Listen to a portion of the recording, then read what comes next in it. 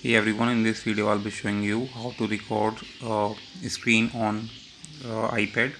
First of all, you have to open settings, and now you have to go to in control center.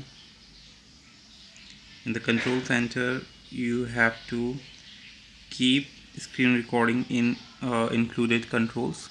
If you don't see, you have to see, like if I remove from here, so you have to check screen recording from here. You can see the screen recording. Just tap on the add button and your screen recording will be added to the controls.